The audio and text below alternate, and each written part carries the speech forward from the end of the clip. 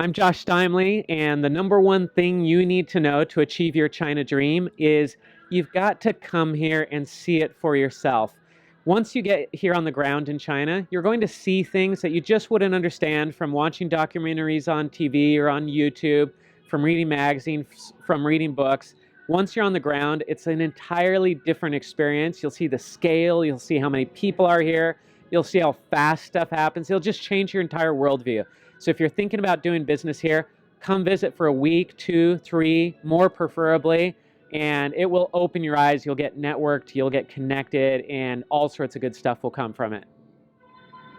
We got dueling Chinese operas. Yeah, on both sides. And we've got a little girl with a ballet dress over there. Oh, that's cute. Yeah. I love Chinese parks. Like, I live across the street here from this park. I love walking through here. In fact, when we bring visitors over here, we're like, all right, we got to go for a walk in the park. And they're like, walk through the park? Like, in the US, parks are empty most of the time.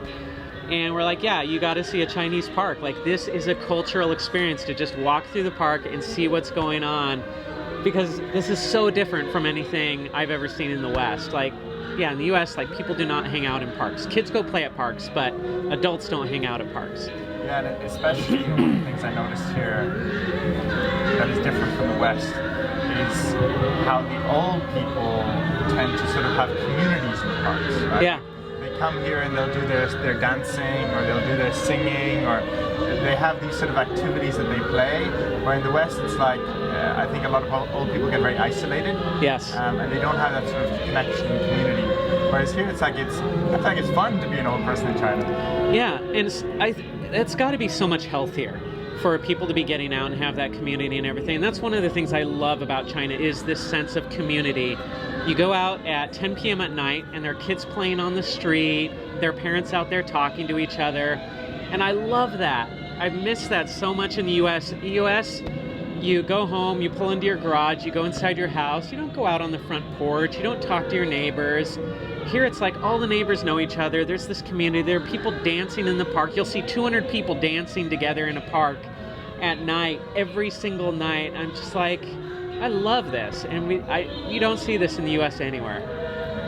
Thanks for taking the time to come and talk to me. You got nice spitting in the background there. Yeah, we're getting the full China experience here, like everything. It's like super hot, hunger, and yeah. Sound in the park, lots of music going on. Yeah, we've got a saxophonist, we've got cicadas, we've got sidewalk cleaners, we've got a guy spitting. We've now got some guy singing on a loudspeaker over there. This is China. Welcome to China.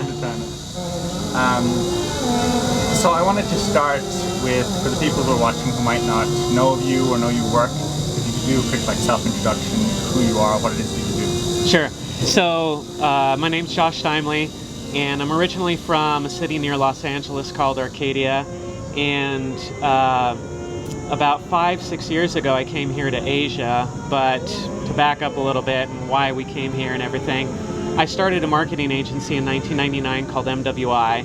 We do websites, SEO, paid search, social, all sorts of just digital marketing.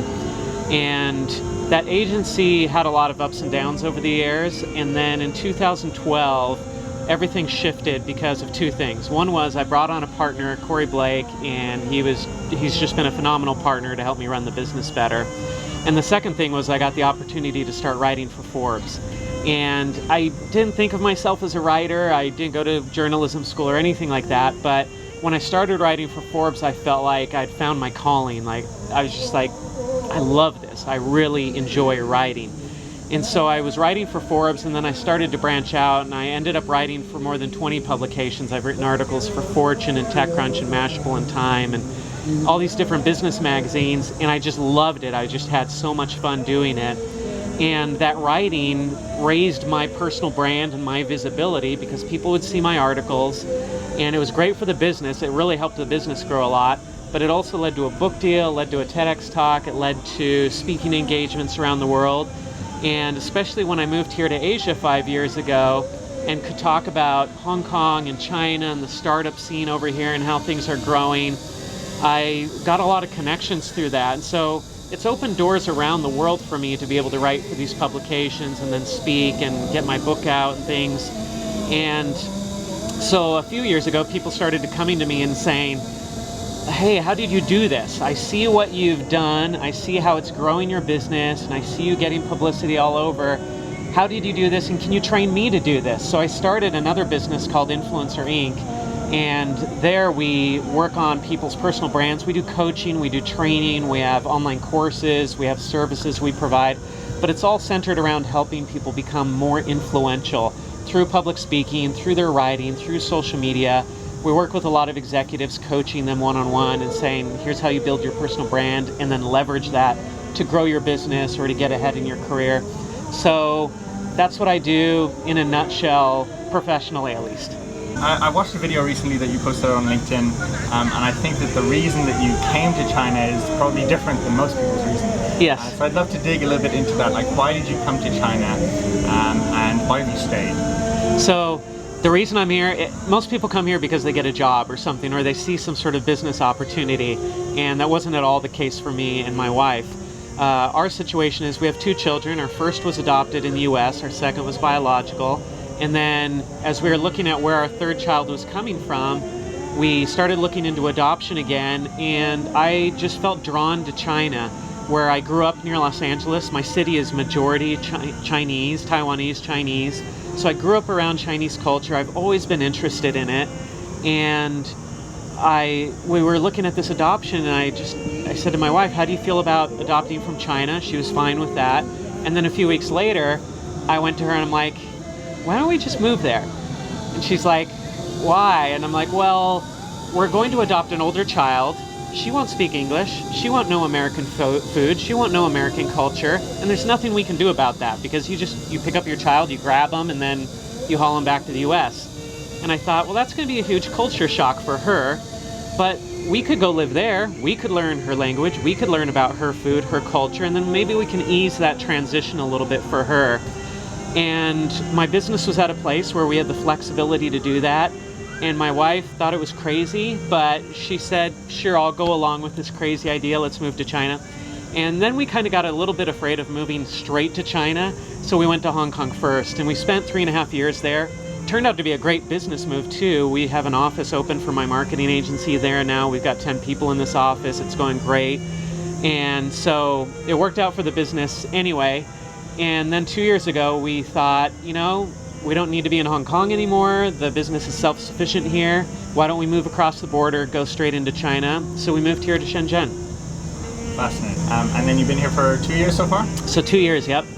And so most of your team in the marketing agency, they're back in Hong Kong. Do you have any people here in China on the mainland? We have some part-time people here. We've been working on getting an office up and running here, but that's complicated. You have to find the right people. We're all set up as a business. We have clients here. We're doing business. But we're still looking for really kind of a local CEO to really head things up and take it. And we're right in the middle of that search right now, trying to find that right person. We've had a few stops and starts here and there, but we're hoping we find that right person soon, and that should help us to take off here. So you had a marketing agency before in the US, and then when you came to Hong Kong, you set up more or less the same thing, like another branch of the agency? Yeah, so it's just a branch of MWI. So we've got MWI US, we've got MWI Hong Kong, and we're setting up branches in the US, and so really Hong Kong's just another branch of that brand. And so usually, because a lot of people that I talk to, they're setting their business up here kind of for the first time. So I'd be interested to hear, like, how did you have to change the business, or what did you have to do differently here as opposed to in the West? Like, are you offering more or less the same services? Are they slightly different? Do you have to tailor it to the market somewhat? What's it like? In Hong Kong, the services are very similar to what we do in the US. There might be minor differences. Obviously, language different, culture different. But here in China, it's totally different, because you don't have Google, you have Baidu. You don't have Facebook or Instagram or Twitter or anything else. You have WeChat for everything. And also in the US, we're so email centric in the US. I use Gmail all the time. Here, it's like nobody's emailing each other. It's all WeChat. Everything's on WeChat. So there are these little technical differences that you adjust to. And for us as a marketing agency, those are big differences, because everything we know is Western oriented. And so coming here, it's not like you say, well, I know how to do Facebook marketing, so I'll just do the same thing on WeChat, because WeChat's an entirely, completely different beast. And the way that people use WeChat is different than the way that they use Facebook or Instagram or anything else.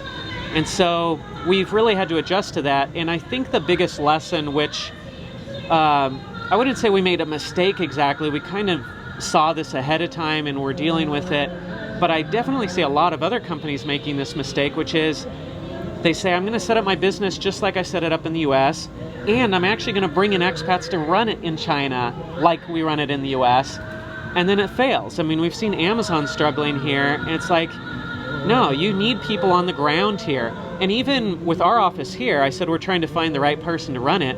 We tried using somebody from Hong Kong to run things here, and even that didn't work out. I mean, he's right there. He's like an hour drive away. He grew up there. You'd think, oh, he can just come over here and run things. Doesn't work. You have to have somebody on the ground here in China, and ideally it's got to be somebody local who really understands the local sentiments and such. I have a friend who's running a similar business to mine here, a digital marketing agency, and he's American, his partner's French, but they have a third partner and she's Chinese, and they've made it work. But if they didn't have her as a partner, I'm not sure the business would be working, because she's the one who really brings the cultural understanding and is able to negotiate deals and partnerships and make things work. I think it's tough if you don't have that local person running things in your business. How important would you say is being able to speak Chinese and really understanding the culture here in order to set up a business? I'm on both sides of this. I think the more Chinese you know, the more you're going to be benefited by it. And even a tiny bit, I mean, you see this, how you just say ni hao to somebody and they're like, oh, your Chinese is so good. And it's like, I said hello, like that's it. Like, and you speak the smallest bit of Chinese and it makes a big difference to people. They feel like you're trying. They feel like, it's funny because in the US, when people speak a foreign language, we're like, oh, come on, like speak English. Whereas here, like if you just say a tiny bit of Chinese, they're so impressed by that. And they feel like you care about their culture and their language and everything. So I really enjoy languages anyway. But I've also seen the benefit of being able to speak even what little Chinese I can speak. I see the benefit of that. If I go into a meeting and I can just say, hello, where are you from? Oh, I'm from Los Angeles. I was in Hong Kong, but I moved here. If I can just say that little bit in Chinese and then switch into English, it makes a world of difference.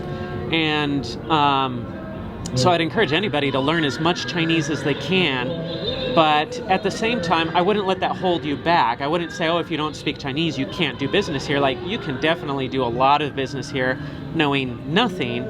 And you can have a translator. You can get translators for pretty cheap to walk around with you and just translate everything for you. Or you find a local to work with you, business partner, somebody who can translate for you. And you can get by just fine. And in a lot of business situations, they'll speak English. You go out on the street, you're not going to find people speaking English, but you go into a business situation and frequently they will. You've been here in both Hong Kong and China, and I'd like to dig a little bit into what has been different between those two for you, right? Like people often think from the West, okay, Hong Kong, that's still China, right? And then people in China would also call that China. But then if you're in Hong Kong, then people probably have a different opinion. Yeah. So like, how has that been different? You spent 3.5 years there, 2 years here now. In terms of running business, what are the real differences for you? China's just bigger. That's the big difference. I mean, that's the main one. But Hong Kong, when I arrived in Hong Kong 5 years ago, the startup scene was really small. There were maybe 200 startups in Hong Kong, and most of those startups were not real startups. I mean, we had like happy hour apps and stuff like that. Like, that's not really going anywhere. I think there was one startup in Hong Kong that had raised like 7 or 8 million back then US, and that was a big deal. And if somebody raised 200 grand US, it was a big deal in Hong Kong 5 years ago. Today, there are 3,000-4,000 startups in Hong Kong. There are companies raising $30, $40, $50 million. They're raising real rounds. It's completely changed there in Hong Kong over the last few years.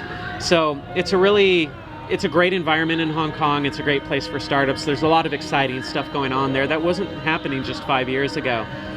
The biggest thing, though, is when I came to China just seeing the scale of what's possible here, because Hong Kong, you've got a population of 7 million. China, obviously, you've got well over 1 billion people here. And so the scalability of anything is just huge here, what you can do. And so I come across the border, and Shenzhen and Hong Kong are so close. I mean, we're 20, 30 miles or something from downtown Hong Kong here. Like, it's so close. If there weren't the border there, I could like jog over there practically. Like, it's not that far. And yet they're two entirely different worlds. And I came and I landed here in Shenzhen from Hong Kong, and as I got integrated into the scene, I just realized, like, it's just big here. There's so many people, the numbers are so huge that you can start a business and it can scale really quickly, really fast. We saw that with these rent-a-bikes here. So about a year ago, I mean, it wasn't even a year and a half ago, it's like less than 18 months ago, this whole rental bike thing just exploded here. And they've dumped in billions of dollars into this because it's all about getting market share. Whoever gets the market share wins, and they knew this. So you had 50 of these bike startups start out, raise tons of money, and now it's down to 2. And those 2 are owned by Alibaba and Tencent, which are the 2 biggest tech companies. So it's kind of like Amazon versus Facebook or something. Like, the companies that own these 2 rental bike companies are the other big companies already. And they just poured so much money into that because they knew the scale of the market was so huge, and whoever got it would own it forever.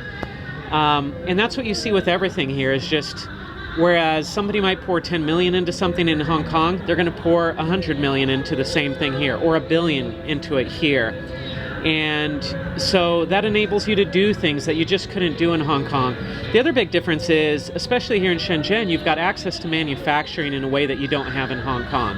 Hong Kong was a manufacturing capital 50 years ago, but now everything's up here in China, or now it's increasingly even moving to Vietnam and Bangladesh and other places. But high-tech manufacturing, especially here in Shenzhen, is so interesting because you can have an idea, prototype it, and get into production in months, if not weeks, here in Shenzhen. In fact, I've heard about people going on Kickstarter here in China.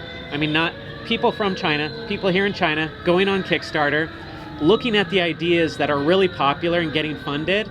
And before that Kickstarter campaign is even over, they're already making it and shipping it here in China. They've ripped it off, copied it, and they're shipping it.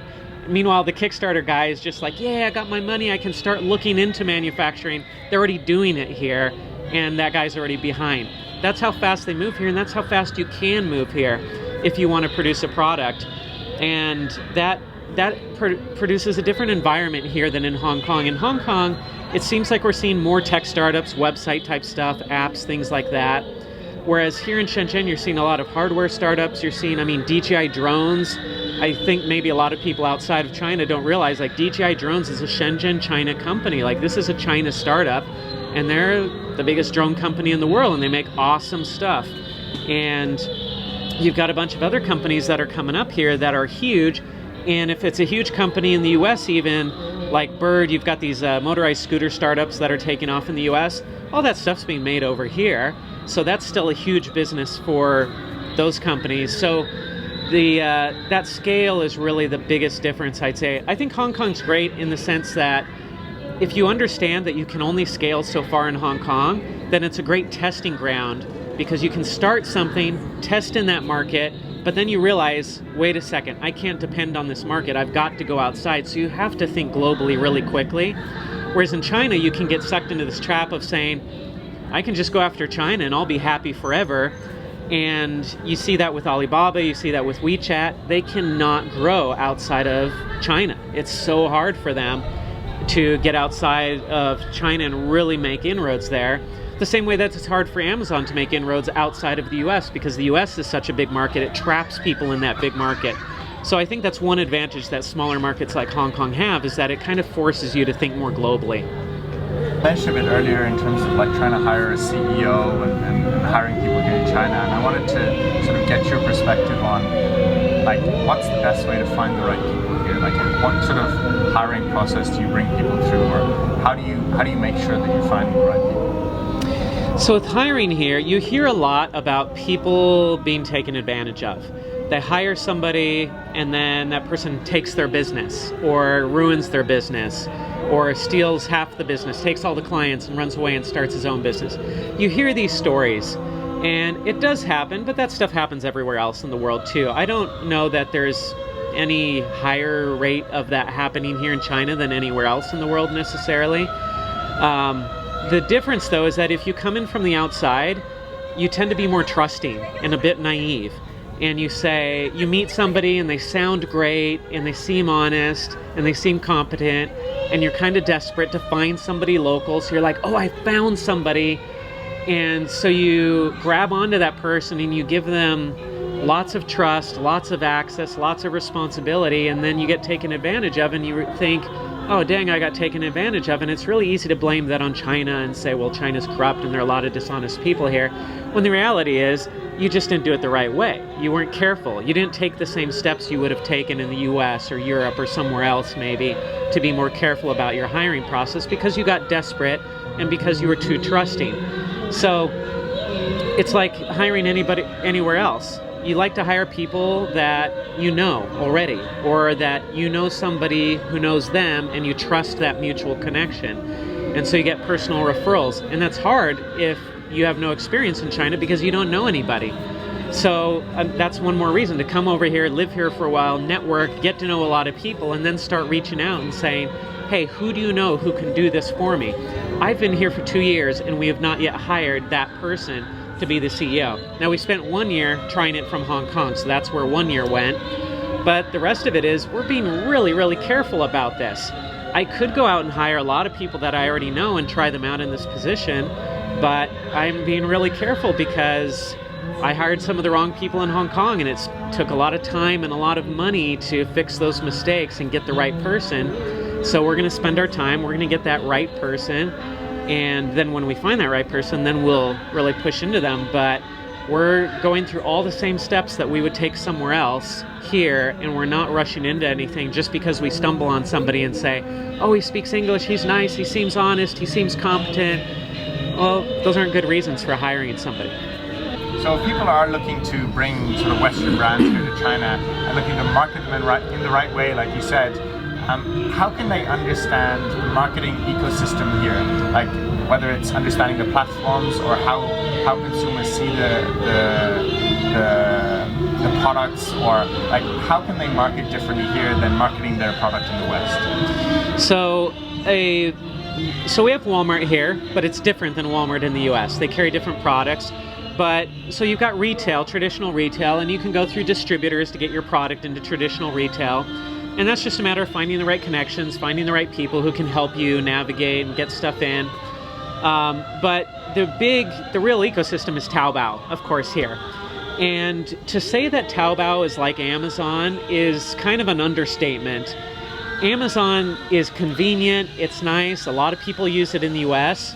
Taobao is more like everybody uses it all the time for everything here in China. It's just such a beast. And if you don't understand Taobao, you don't really understand consumption in China. Taobao is an e-commerce website where you can buy anything, basically. But if you're gonna compete in this market, you've got to be on Taobao. It's just, that's a given. You have to be on Taobao. And WeChat's the other side of it. If you're going to compete here, you've got to be doing marketing on WeChat. The challenge with WeChat is, I talked to somebody the other day, they're like, oh great, so how do we do WeChat ads? And I was like, there aren't WeChat ads. It's not like Facebook. You can't just go buy ads. Now maybe someday they'll do WeChat ads and we can do that, but right now you have to basically go organic on WeChat. And so we have KOLs here. In the West we call them influencers. Here we call them KOLs, or key opinion leaders. And so we would do influencer marketing in the West. They call it KOL marketing here, but it's the same thing. But it's much bigger here. Influencer marketing is, I would say, still kind of a novelty. I mean, it's a thing in the US, no doubt about it, but here it's on steroids compared to what it is in the US. And so if you're gonna market something, you find the WeChat KOLs or the KOLs on other platforms that are coming up all the time, and you do your marketing through them and you get them to use the stuff and talk about your stuff and promote your stuff, and then they direct people to Taobao, and then people go to Taobao and they buy your product. And that's that's a very simplified, high-level view of the marketing ecosystem here in the consumer marketing ecosystem here in China.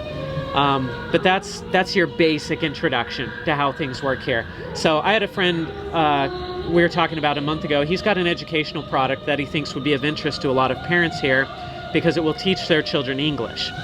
And it's very popular in the US, it's a big thing there, so he wants to bring it here and localize it and sell it. So he was asking these questions, and he's like, yeah, so where do we sell stuff? I'm like, well, Taobao. He's like, all right, so we set up a Taobao store and then we'll get sales? And I was like, no, you also have to get these KOLs. So I was saying, for him, he's got to go find KOLs in the educational space. Who do parents here trust when it comes to the education of their children? I don't know, but I know they're out there. I know there are education KOLs. They're tutors, they're teachers who are famous in the educational space. You go and you find those people, you give them your product, you get them using it, and then you get them promoting that product, and then people will buy it up. What advice would you have for people who are starting? So imagine you were starting from scratch today here in China. What advice would you have for yourself or someone in that position? With my type of business, or? Any. Just sort of thinking about, if you're starting from scratch in China today, what do you need to know? To generalize it, the things that I would say you need to know are, one, there's a lot of opportunity here. No matter who you are, no matter how you do business, whether you're here or not, whether you speak Chinese or not, there's a ton of opportunity here. And it's on a scale that is not, you cannot imagine unless you come here. I have a friend who came here about a year ago, and I've been telling him for years, like, you got to come over here to Asia. You've got to see what's happening. You can't understand it if you don't see it. And he's like, yeah, whatever. Like, it's big. I get it. There are a lot of people. It's big. And then he came here, and he was here for 3 days.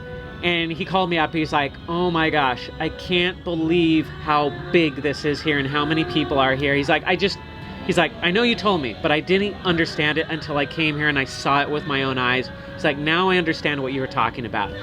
So if you're going to do business here, you've got to come here. You've got to check it out.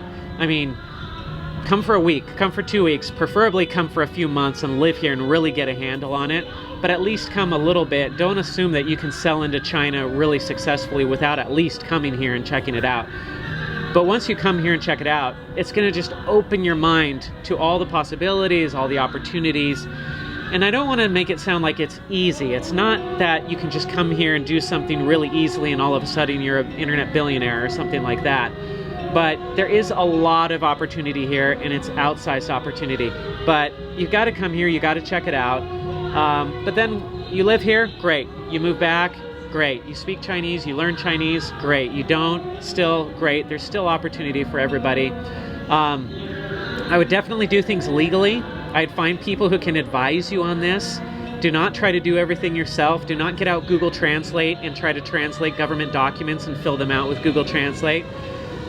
Just go hire somebody to do it. It's so cheap. It's not that expensive to incorporate, to pay somebody to do it all for you. It's not, and people here will help you with everything. They'll help you set up your bank. They'll help you set up accounting and everything. If people want to find out more about you or your work, what's the best place to find you online? How can they reach out?